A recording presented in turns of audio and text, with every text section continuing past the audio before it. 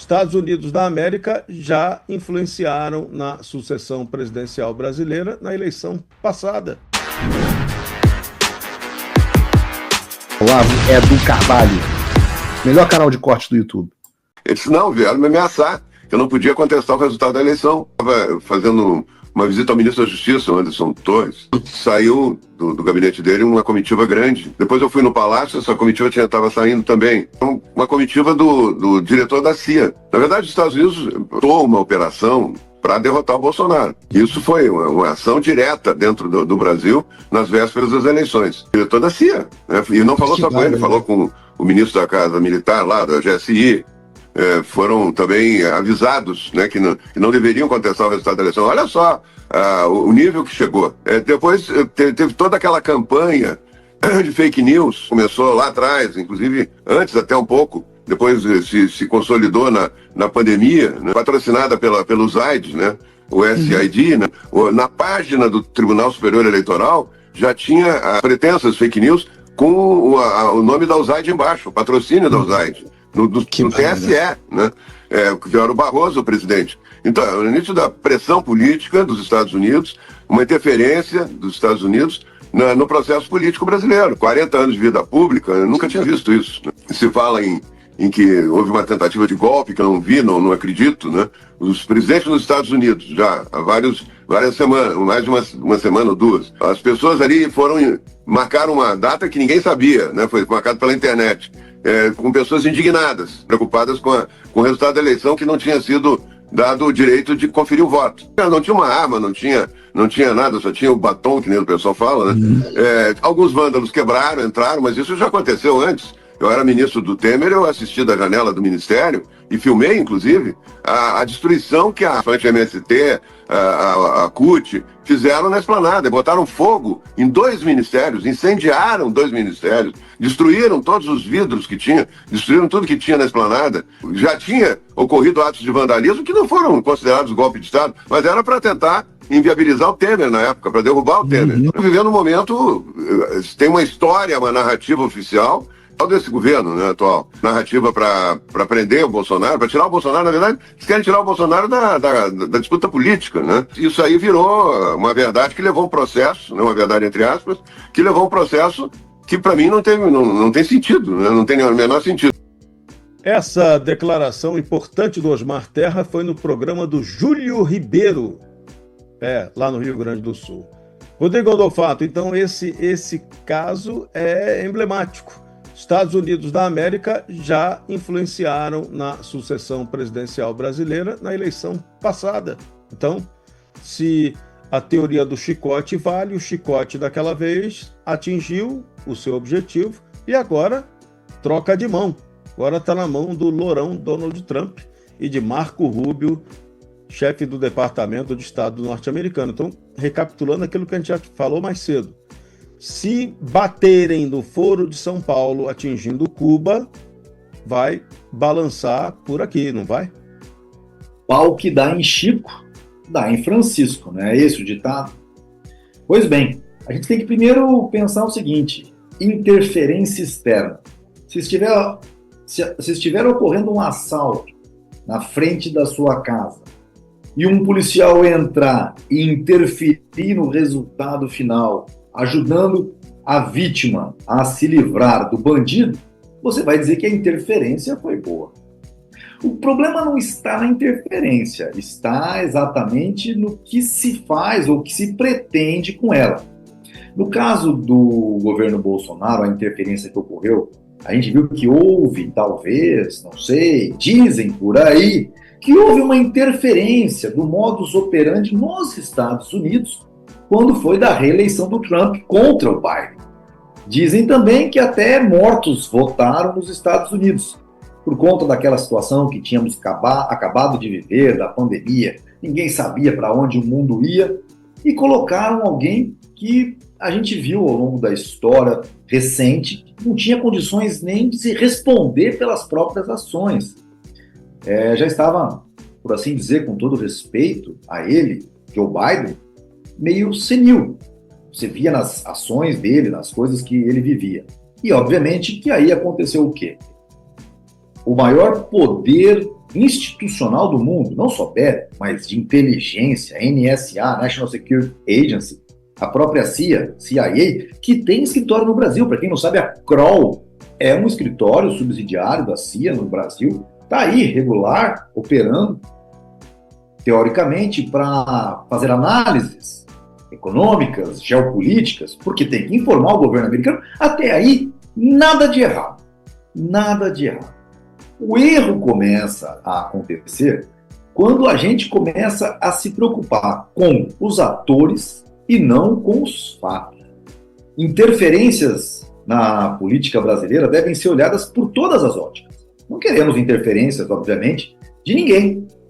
Nem tampouco da CIA, nem tampouco do Supremo Tribunal Federal. Nós queremos ser levados a poder entender o jogo político como deveria ser entendido, sob a ótica e a perspectiva de como isso afeta o nosso dia a dia. Esse é o grande ponto de inflexão que temos que olhar.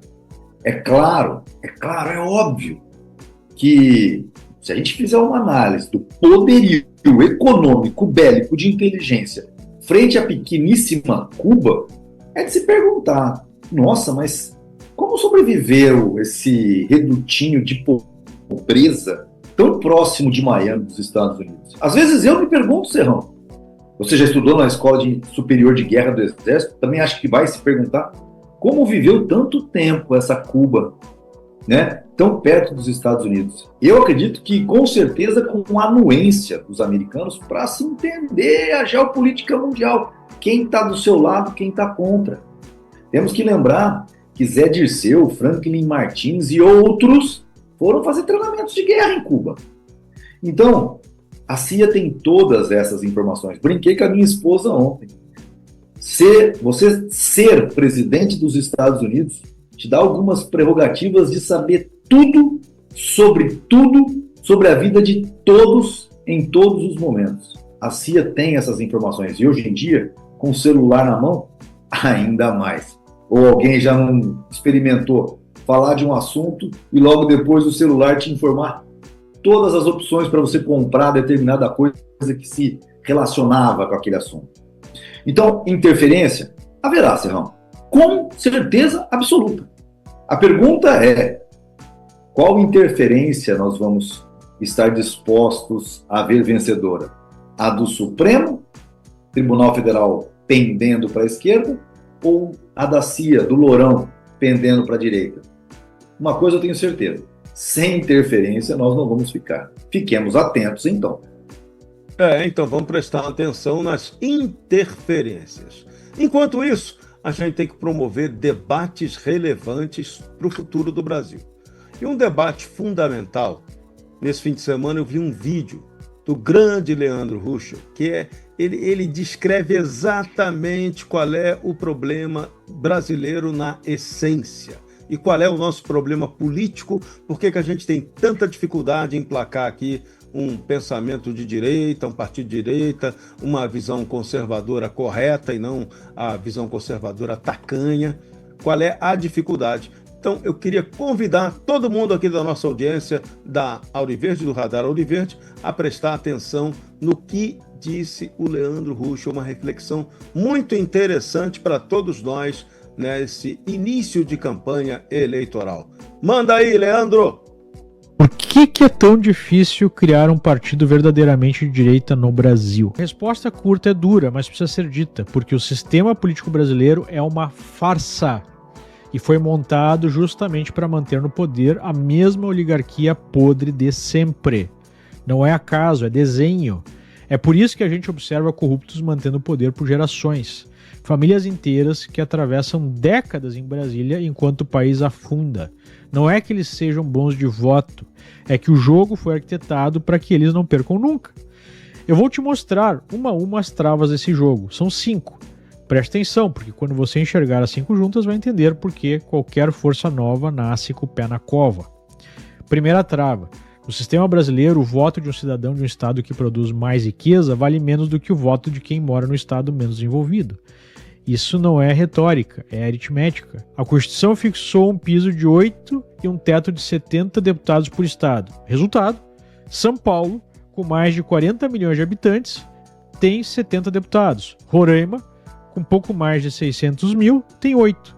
Faça a conta que você chega ao absurdo. Na prática, o voto de um eleitor de Roraima vale até 10 vezes mais que o voto de um paulista. Repare no que isso significa no final. O peso político é deslocado de propósito para longe dos grandes centros produtivos, justamente os rincões, onde a insatisfação com o sistema tende a ser, menor. É a primeira maneira de diluir o voto de quem incomoda. Segundo, o poder dos partidos está nas mãos dos caciques. São eles que decidem quem pode e quem não pode concorrer. No Brasil, nem tem primárias, por exemplo. Você acha que basta ter apoio popular para disputar uma eleição? Não. Você precisa de um partido. E para você ser candidato, você precisa da bênção do dono do partido, do cacique, que controla a legenda como se fosse propriedade particular. É ele que define quem entra na chapa, quem herda o tempo de televisão, quem recebe a verba. Uma liderança nova, autêntica, que não se curve, simplesmente não passa da porta. O partido, que deveria ser o instrumento do eleitor, virou um feudo do cacique. Terceira trava, e essa é a mais reveladora de todas. Como não existe voto distrital, o eleitor nem sabe quem o representa. E olha que isso não é opinião minha, é um dado fresco. Uma pesquisa da Datafolha divulgada no fim de junho mostra que 67% dos brasileiros não lembram em quem votaram para deputado federal em 22. 2/3 do país. E 68% não consegue citar espontaneamente o nome de um único deputado federal em exercício. Deixe esse número na sua cabeça por um segundo. 2 em cada 3 eleitores não fazem a menor ideia de quem mandaram para Brasília e nem mesmo de um único representante. No voto distrital, que existe aqui nos Estados Unidos, em boa parte das democracias sérias, cada região elege o seu representante, com nome, rosto, endereço. Você sabe quem é o seu deputado e ele sabe que responde a você. No Brasil, o eleitor joga o voto numa sopa de 1000 nomes, elege gente que nunca viu por conta de puxadores de legenda, já que tem o tal do quociente eleitoral, você precisa fazer uma faculdade de matemática para entender como é que ele funciona, e no fim não tem a quem cobrar. Sem cobrança, não há representação. E isso é organizado de propósito. Quarta trava, o financiamento público de campanha faz com que os atuais ocupantes do poder tenham uma vantagem enorme sobre qualquer entrante. Pense na lógica perversa disso. O dinheiro do seu imposto é distribuído segundo o tamanho que o partido já tem. Ou seja, quem já está no poder recebe rios de dinheiro público para se manter no poder. Quem está chegando, uma força nova, recebe migalhas, ou nada. O sistema se autofinancia para se perpetuar com o dinheiro de quem ele oprime. É o contribuinte pagando sem saber para sustentar a máquina que o mantém sem representação. E quando, apesar de tudo isso, alguém consegue furar o cerco e fazer oposição de verdade, entra a quinta trava, a mais brutal. Quem efetivamente faz oposição é censurado, perseguido e até preso. Aqui não é mais sutileza de regra eleitoral, é porrete, é a força do Estado usada contra qualquer adversário. E nem mesmo a imunidade parlamentar é respeitada. A Constituição garante ao deputado imunidade por quaisquer palavras, e o Supremo transformou essa garantia em letra morta. Vimos deputados com mandato cassado, vimos parlamentar perseguido, vimos parlamentar preso por palavras, vimos gente presa por opinião. As 4 primeiras travas servem para impedir que a oposição nasça. A quinta serve para destruir a que nasce mesmo assim. Então, junta aí as 5. O voto do produtivo diluído. O partido sequestrado pelo cacique. O eleitor cego que não sabe quem elegeu. O dinheiro público blindando quem já manda. E no fim da linha, a censura, a perseguição e a cadeia para quem insiste. Não é difícil criar um partido de direita no Brasil por incompetência de quem tenta. É difícil por engenharia de quem não quer que aconteça. E aqui está a conclusão que ninguém tem coragem de cravar. Em outras palavras, não existe democracia representativa no Brasil. Existe uma fachada eleitoral com todo o ritual de democracia, urna, campanha, horário eleitoral, montada para produzir sempre o mesmo resultado, a permanência da oligarquia que aparelhou as regras a seu favor. Chamam isso de democracia. É a palavra usada para descrever exatamente o seu contrário. O Trump voltou. Isso já deve ter tirado um peso das suas costas. Mas e o Brasil? O nosso país continua atolado e achar que só a vitória do Trump vai resolver tudo é ilusão. Nada vai mudar sozinho. E pode ter certeza de uma coisa: ficar xingando muito nas redes sociais não vai fazer diferença nenhuma. Você vai continuar esperando alguém fazer alguma coisa por você, um político, um salvador da pátria? Esquece. Se ninguém tomar uma atitude, nada acontece. Eu tô fazendo a minha parte. Eu parei a minha vida por isso. Mas, se você quer saber como pode ajudar sem precisar largar tudo, a resposta é simples: apoiando quem está na linha de frente. Sem esse apoio, sem essa linha de suprimento, esse trabalho morre. Sem estrutura, ninguém avança.